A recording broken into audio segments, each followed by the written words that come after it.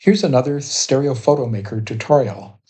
StereoPhoto Maker has the ability to take a bunch of still images and create a slideshow file in a movie format, that is an MP4 format.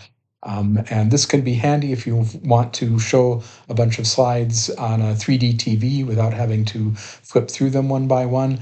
It even allows you to put music in the background so you can get a relatively polished slideshow to show your friends and family. And the format is even suitable for showing at the NSA convention in the Stereo Theater. There are more flexible ways to do this with more elaborate software, generally software you have to pay money for, but this is a piece of software you already have, and it's worth a try once to see if you get what you want. Specifically in other software, you can play with the sound file. You can fade things in or out.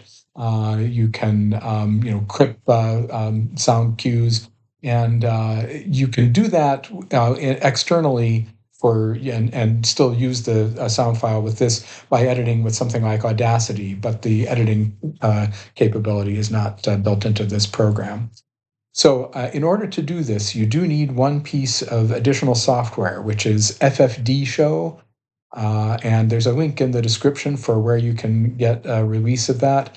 And that needs to be put in the same area that you have the StereoPhoto Maker executable in.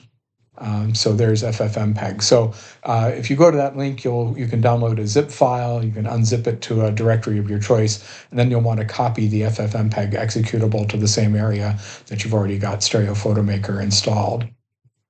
So having done that, we can go to File, Movie/Image Sequence, and click on Create Slideshow Movie. Now, this is a multi-step process. This one button is not going to get you all the way there. In fact, it isn't going to create the movie, but it's a necessary step on the way there. So it had the name of the sound file in there, which we didn't need, so I'm getting rid of that. You have various options for a 3D TV.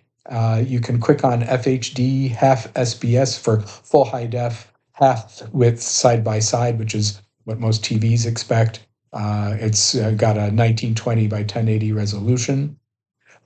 You can control how long you want each slide up there, but they're all going to be the same.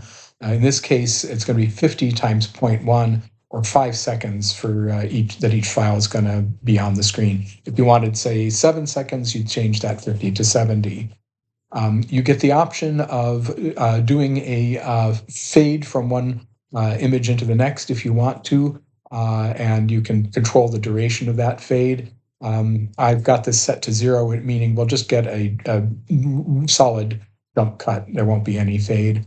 30 frames per second is pretty standard, so that's fine rather. And you may want to check the output file setting. And make sure, I like to have the image quality set to 90, so there'll be a somewhat better quality than I think the default for this is 70, but I had set it to 90 earlier when playing with this. So I'll click OK for that. And you will want to have created another directory to hold the image files that it's going to create, and I've made that area temp. And I put it in here for the output file folder. You have the option, if you don't want to use every file in the folder for the slideshow, you can select them in this window and then click on Convert Selected Files. There aren't that many in this case, so I'm just going to click on Convert All Files. And it'll prompt you one more time. You really want to do this? I'll say yes.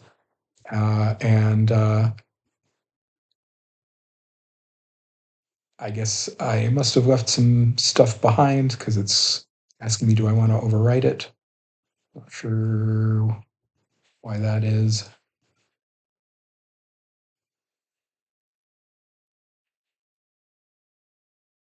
Okay, so you probably won't get those messages, but you can see it's created 1,350 JPEG files. These are a bit smaller than the originals, because they're downsized to that 1920 by 1080.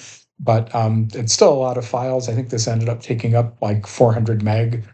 So it's worth keeping in mind how much disk space you have before you try to do this. So I'm going to quick exit from that.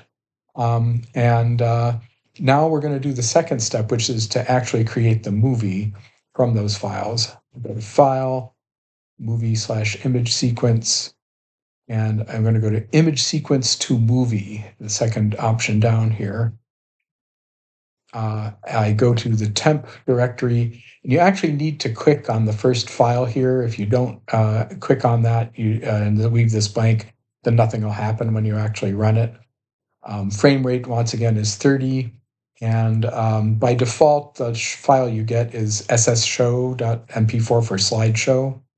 And I've got the preview after saving clicked, so I can click on Start. And it pops up a window showing you what FFD show is doing.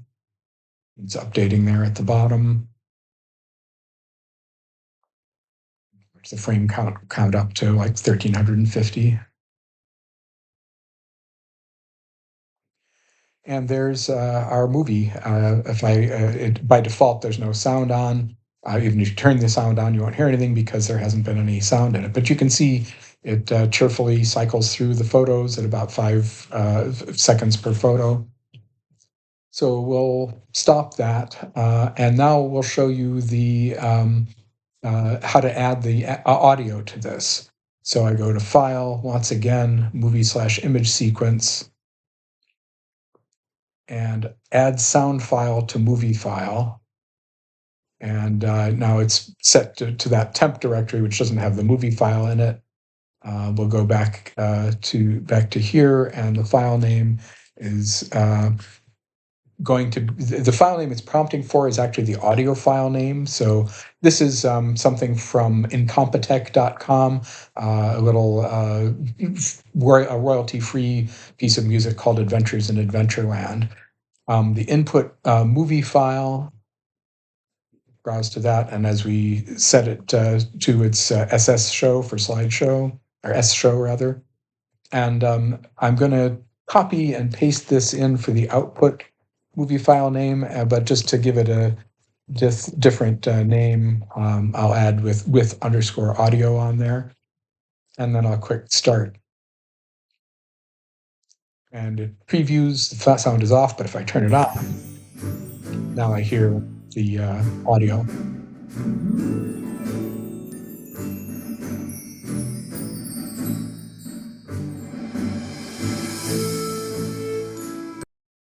So that's all there is to it. The audio just ends at the end. It doesn't fade out. It may cut off at the end depending on whether the audio file length is longer than the slideshow visuals are.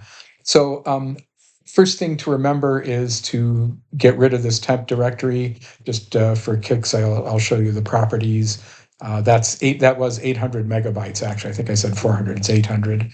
So that's a fairly large disk area. We'll get rid of that. And you've got your slideshow with audio, which you want to save. You'd probably get rid of this as well. But anyway, it's a good idea to clean up after yourself. So if you want to do something more elaborate, I recommend Magic's Movie Edit Pro, or whatever they're calling it now, maybe Magic's Video Deluxe, I think. And that allows you to fade in audio. It allows you to adjust the length of the slides individually. If you need to have multiple audio clips, you can sew those together inside the program, and it doesn't cost an arm and a leg. But there are lots of choices. That's just one. I think you can on sale probably get that for maybe $35.